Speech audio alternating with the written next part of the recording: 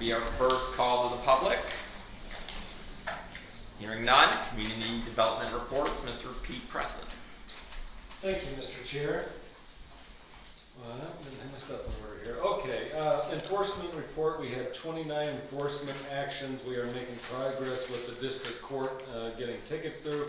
We are also continuing to get check here and there from folks that are going through the violations bureau. As it concerns building permits, we have 23 building permits and 20 zoning permits. The highlight of that is we had 5 new homes that permits were sold for in the county last year. That's all I have, unless there's any questions. Thank you very much. All right, next is the treasurer's report. I don't think she was here today, so maybe we'll do that. We'll do that Wednesday. Okay. All right, moving on to agenda items.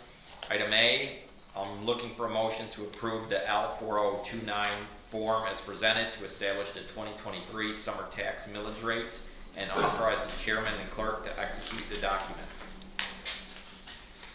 I'll make that motion. Support. All right, we have a motion with support. Comments on the...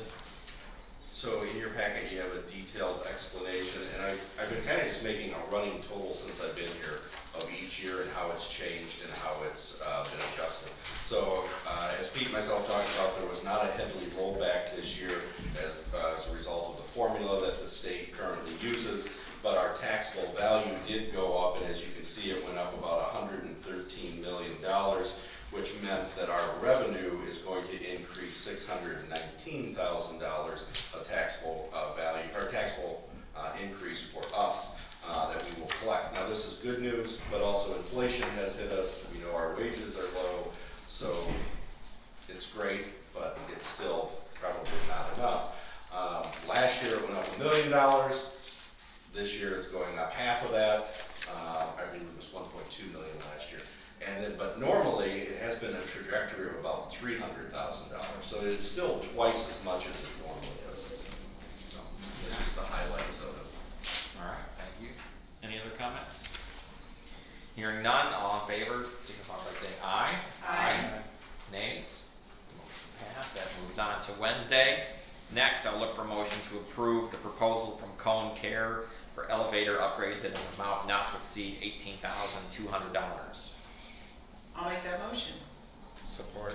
All right, we have a motion of support. Discussion. So briefly, we are moving away from the traditional phone emergency system that is inside of all of the elevators. Now, almost all of them are able to get a cellular signal, and we're able to do something different with it, except for the one at District Court. The one at District Court does not have enough wires in the harness. An additional traveling harness, is that what it's called? Traveling cable. Traveling cable has to be installed, and it has to go through the roof to be able to be put in there. Well, not only that, they'll cover the camera that we want to put in there too. And there'll be a camera, because we are transporting individuals in these elevators before the judges. So that is part of our upgrade. That one in particular needs more than the basic maintenance that the other ones are going to need. That is within the approval amount. So, Okay. I'll make that motion. Or did I already do that? We already did that, didn't we? Yes, we did. Okay, any further discussion? Hearing none, all in favor, signify by saying aye. Aye. Nays? Motion passed. Moved on to Wednesday. This will be our second call to the public. Hearing none, this meeting is adjourned. 4 minutes. That's, So I like it. that's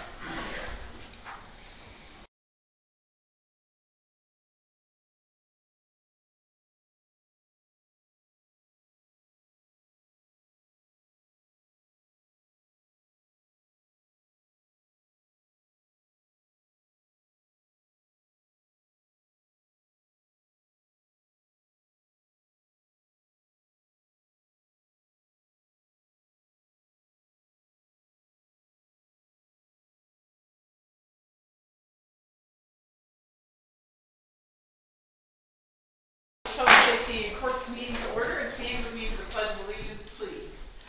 I pledge allegiance to the flag of the United States of America and and to the republic for which it stands, one nation, under God, indivisible, with liberty and justice for all. All right, our first call to the public. The cute baby is awake. She related to you, Greg?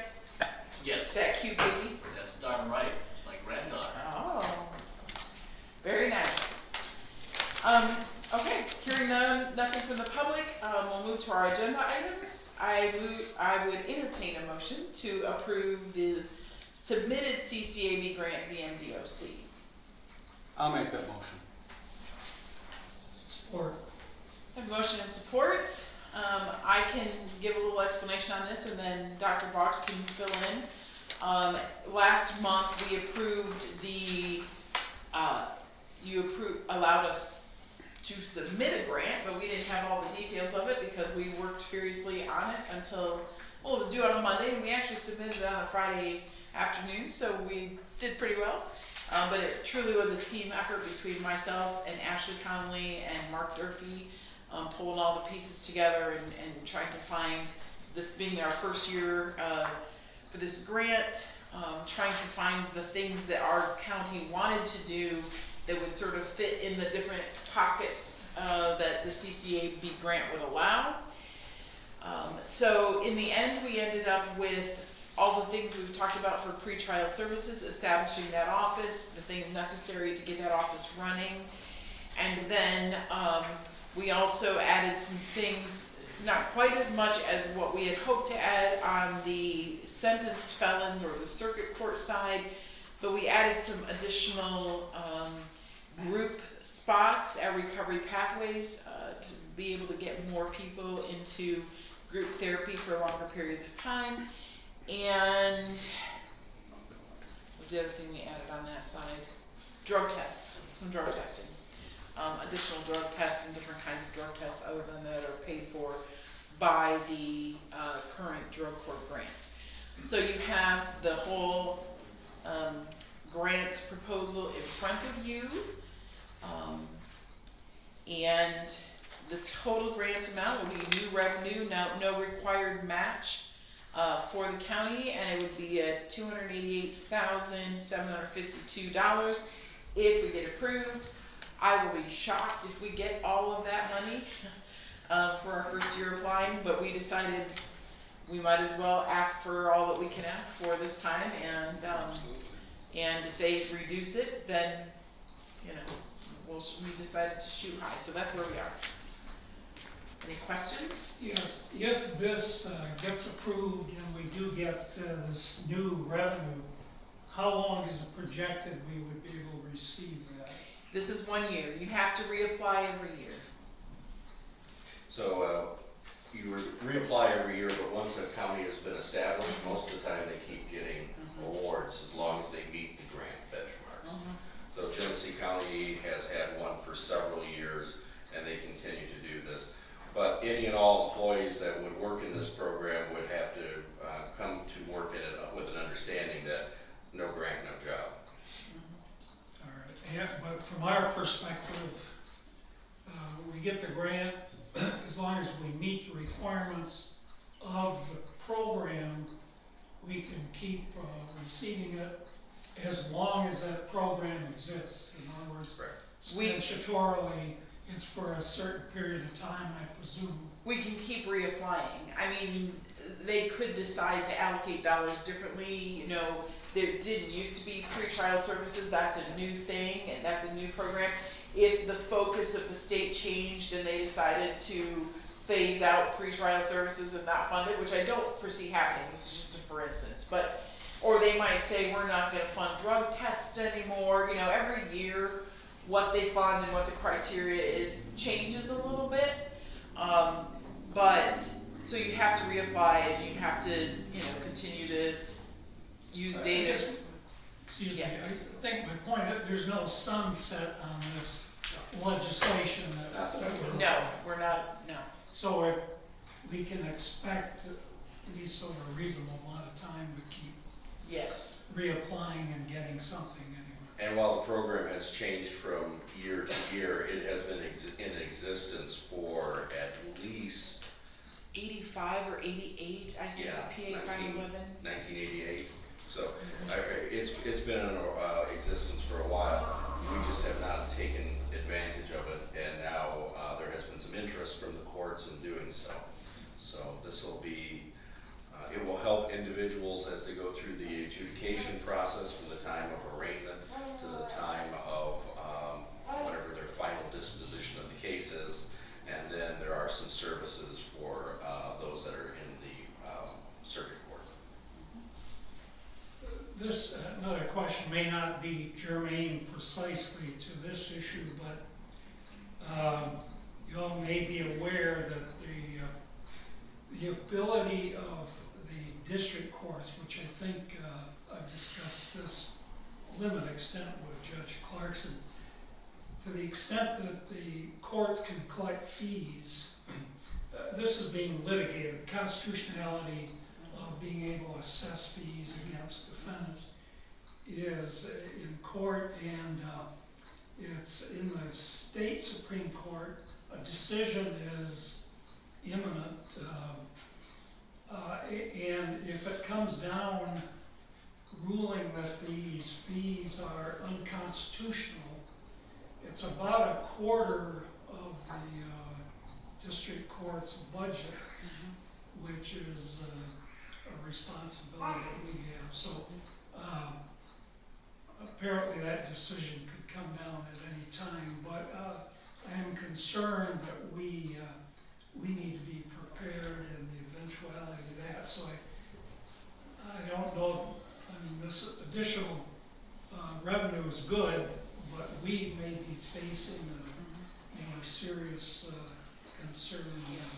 We've talked about that quite a bit at our judiciary committee at the MAC level, and all courts, district court, circuit court, the ethical question of whether a judge can raise money for his court by fining a defendant that's the question. And you know what MAC is advocating for is, because then the state can collect, the judge can still assign fines and fees to defendants, but the state court administrator's office will collect them and not the local court and distribute them. So at least that's what my understanding has been. I could be Distinction wrong on without that. difference. Yeah. So so we'll just see if there will be funding from the state then. If that's going to be the law, then how will states step up the fund? How will the state step up funding for courts? That's the question, the issue that MAC is advocating around. It's like, you can't put this, yes, this may be unconstitutional, but you can't add this burden to counties. So,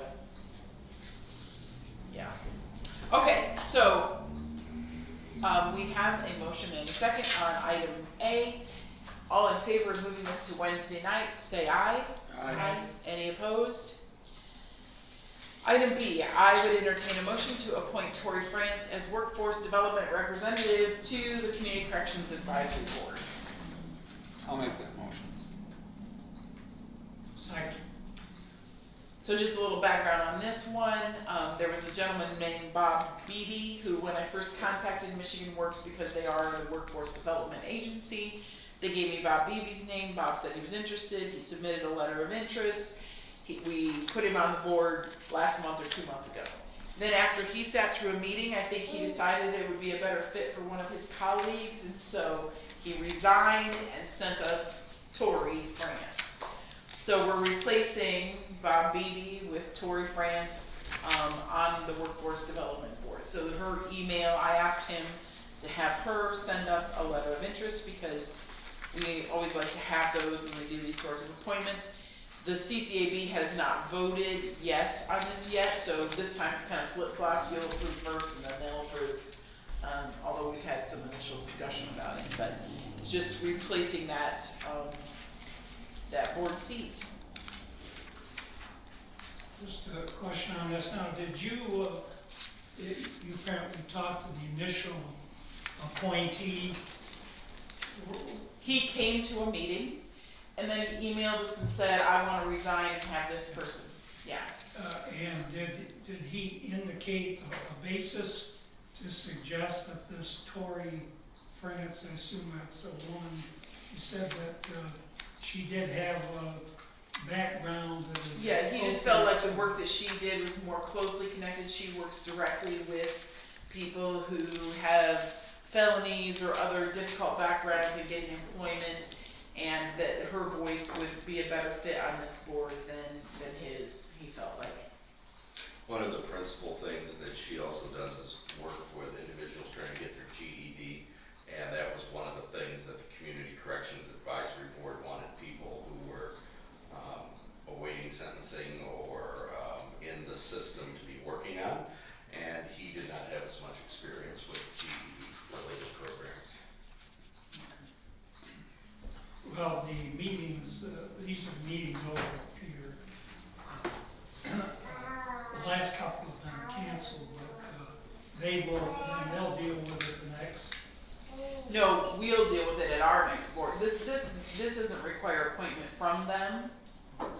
It just, this is someone who, I contacted Sharon Bowen to get Bob's name, and then Bob has now referred her, but that board doesn't have to approve who serves here, yeah.